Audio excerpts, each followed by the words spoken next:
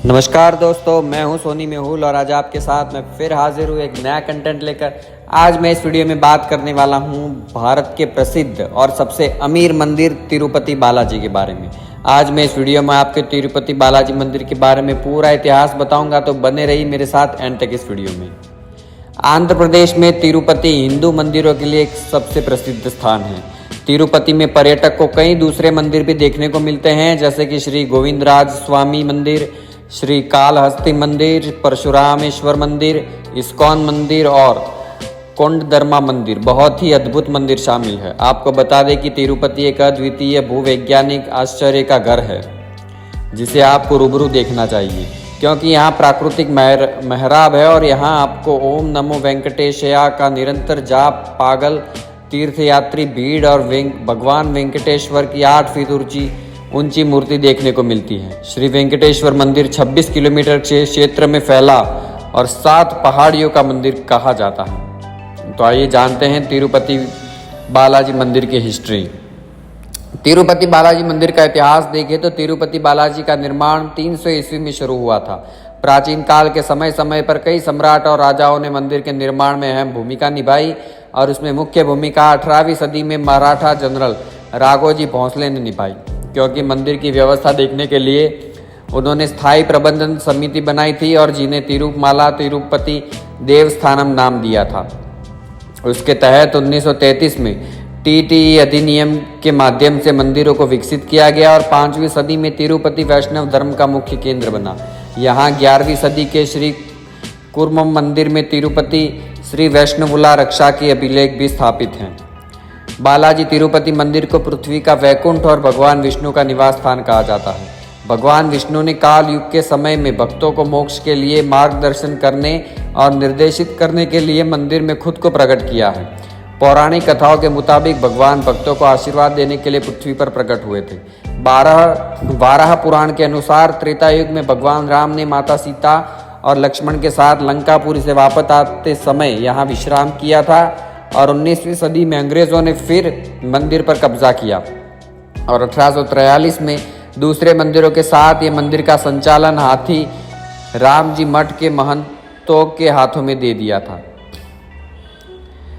तिरुपति बालाजी मंदिर की वास्तुकला देखें तो मंदिर का निर्माण द्रविड़ वास्तुकला में हुआ है। उसका निर्माण कार्य 300 ईस्वी से हुआ था और मंदिर के गर्भगृह को आनंद निलयम कहते हैं। उसमें वेंकटेश्वर भगवान खड़े मुद्रा में हैं और गर्भगृह के पूर्व की ओर मुख किए हुए हैं।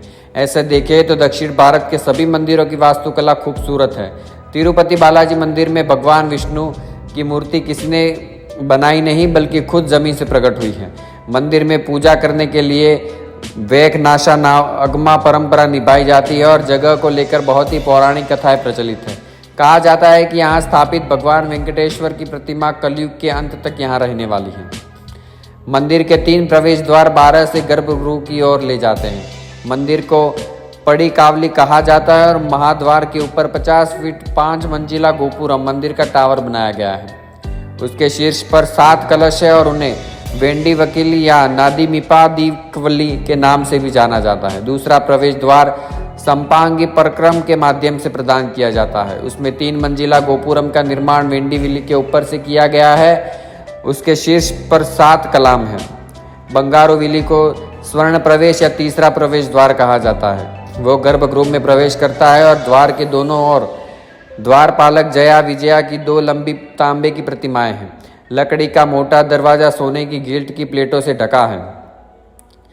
तिरुपति मंदिर में पूरे साल पर्यटक की भीड़ जमा रहती है, मगर तिरुपति की यात्रा का सबसे अच्छा समय सितंबर से फरवरी महीने का होता है। उस समय मौसम में रुक रुक कर बारिश होती है, इसलिए जलवायु नम होता है। गर्म मौसम में तिरुपति घूमने के लिए अच्छा नहीं कहा जाता। सर्दियों के मौसम में यहाँ के दर्शनीय स्थलों की यात्रा और मंदिर जाने के लिए आदर्श होते हैं। कोई उस समय यहाँ का मौसम सुहावना होता है। उस समय सितंबर में तिरुपति के शुभ त्योहारों में से एक ब्रह्मोत्सवम की शुरुआत होती है और अक्टूबर में नवरात्रि और दशहरा के त्योहारों के कारण मंदिर में घूमने के लिए सबसे अच्छा मौसम है। तिरुपति बालाजी मंदिर में वीआईपी दर्शन के लिए 300 रुपये देकर ऑनलाइन रजिस्ट्रेशन कराना होता है। उसमें आपको आधा घंटा से 3 घंटे का समय लगता है और तिरुपति बालाजी मंदिर 24 घंटे खुला रहता है। तिरुपति में फ्री दर्शन के लिए मंदिर सुबह 2:30 बजे से अगले दिन सुबह 1:30 बजे तक खुला रहता है। यहाँ फ्री दर्शन के लिए आपको कितना समय लगता है ये अनुमान नहीं लगाया जा सकता, क्योंकि दर्शन करने में भीड़ कम हो तो 3 से 4 घंटे लगते हैं और ज़्यादा भीड़ हो तो 18 घंटे तक लाइन में खड़ा रहना पड़ता है। तिरुपति बालाजी का दर्शन का सही समय कम भीड़ होता है। तिरुपति बालाजी में बुजुर्ग नागरिकों के लिए दक्षिण मादा स्ट्रीट या दूसरे द्वार से व्यवस्था है। वो गेट के जरिए विशेष दर्शन की व्यवस्था है और सीनियर सिटीजन में आने वाले तीर्थ यात्रियों को 2 अलग अलग स्लॉट्स में दोपहर 3 बजे के दर्शन की अनुमति है। उसमें शामिल होने के लिए आपको उम्र का प्रूफ यानी आईडी या कोई प्रासंगिक मेडिकल सर्टिफिकेट पेश करना पड़ता है। तिरुपति बालाजी मंदिर ट्रस्ट से तीर्थ यात्रियों को लाभ लेने के लिए 2 घंटे पहले यहाँ रिपोर्ट कराना होता है। शुक्रवार को भगवान वेंकटेश्वर की पूरी मूर्ति दर्शन के लिए सप्ताह में एक दिन यानी शुक्रवार को भक्तों को भगवान की पूरी मूर्ति देखने का मौका मिलता है। शुक्रवार को भगवान के दर्शन 3 बार होते हैं और उस दर्शन को कोई भी शुल्क नहीं लिया जाता है। शुक्रवार को सुबह अभिषेक के समय भक्त भगवान वेंकटेश्वर की मूर्ति के दर्शन कर सकते हैं, जिनके दर्शन से आप धन्य हो सकते हैं। तिरुपति बालाजी में बाल क्यों देते हैं लोग? बाल देने की दान करने की परंपरा काफी पुरानी है। हिंदू मान्यता के मुताबिक दान को देने का कारण भगवान वेंकटेश्वर कुबेर से लिया गया कर्ज चुका देते हैं। ऐसा माना जाता है कि भगवान वेंकटेश्वर हम जो बालों की कीमत देते हैं वो उससे 10 गुना अधिक देते हैं। तिरुपति बालाजी में ये बाल भेंट करने की परंपरा मौकूफ कहते हैं। मोक्को यहाँ प्रति वर्ष 20,000 लोग प्रतिदिन बाल दान करते हैं। उसके लिए मंदिर में 600 नाई की व्यवस्था है और यह बालों को विदेशों में अच्छे दामों में बेचा जाता है, क्योंकि ये बालों की क्वालिटी बहुत अच्छी होती है। तिरुपति बालाजी में भक्तों को बाल दान करने के लिए कुछ नियम है। पर्यटकों को तिरुपति बालाजी मंदिर में दर्शन करने से पहले बाल दान करने होंगे। बाल दान करने में नाइयों द्वारा कोई शुल्क नहीं लिया जाता और मगर कई भक्त अपनी मर्जी से नाइयों को पैसा दे देते हैं। बाल दान करने के लिए आपको मंदिर की अथॉरिटी से ब्लेड खुद लानी होती है। श्रद्धालु को बाल कटाने के लिए लाइन में लगना पड़ता है। बाल दान करने के पश्चात स्नान करके कपड़े बदलकर मंदिर में दर्शन के लिए जाना है। तिरुपति में भगवान वेंकटेश्वर को प्रसाद के रूप में लड्डू चढ़ाया जाता है। तिरुपति देवस्थानम पोटू किचन में काफ़ी स्वादिष्ट लड्डू बनते हैं, क्योंकि ये लड्डू विशेष रूप से बनाए जाते हैं। पोटू किचन की क्षमता हर रोज़ 8 लाख लड्डू बनाने की है।